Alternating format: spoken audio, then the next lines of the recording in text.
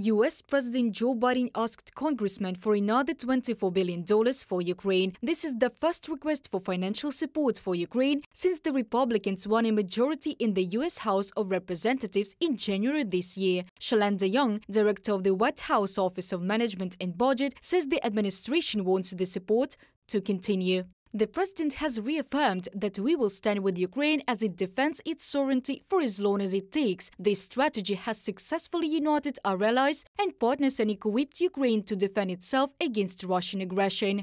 Shalanda Young, director of the White House Office of Management and Budget, in a letter to Kevin McCarthy, Speaker of the United States House of Representatives. Some moderate Republicans on Capitol Hill say that the counteroffensive of the Ukrainian armed forces and its results should influence the transfer of another aid package from the U.S. Congress to Kyiv. At the same time, a group of 45 right-wing Republicans, the Freedom Caucus, clarified its position on the allocation of money for Kyiv. Lastly, we will oppose any blank check for Ukraine in any supplemental appropriations bill, from a Freedom Caucus statement.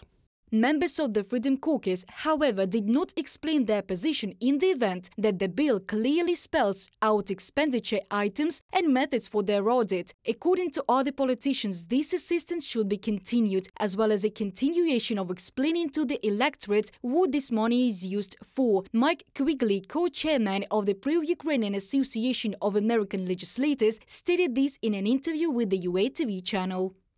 I believe the consensus is still a strong support for Ukraine on an ongoing basis. But there's not a conflict that doesn't have some war weariness at some point or another. So, I feel it's my role to continue to inform, educate, advocate. As you know, I've been to Ukraine. I was there a year ago, plan to go back as soon as possible, and to continue to talk about it in the media, on the House floor, but particularly when I meet with my constituents across the district. Even during the Second World War, there were films that came out in the middle of it by Frank Capra. They were basically Why We Fight. So no one should take for granted that support will continue. I think it will, but it will take some effort.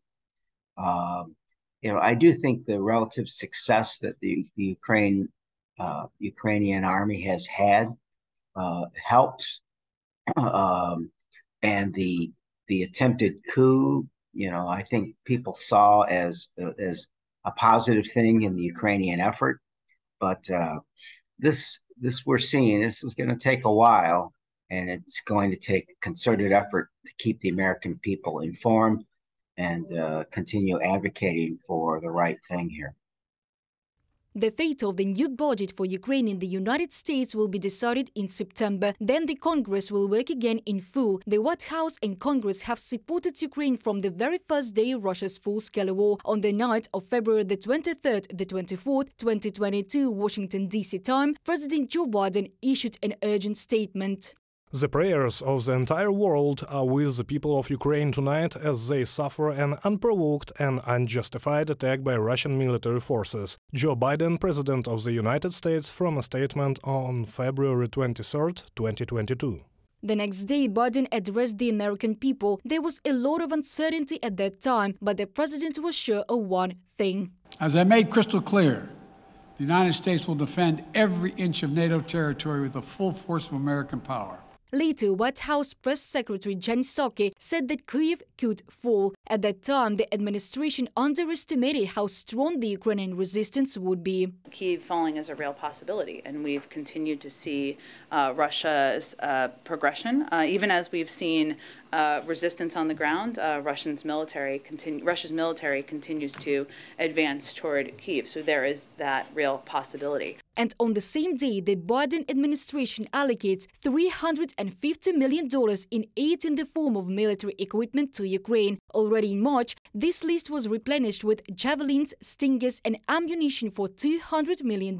According to the United States government, since the Biden administration came to power, the USA has provided Ukraine with $43.7 billion of military assistance.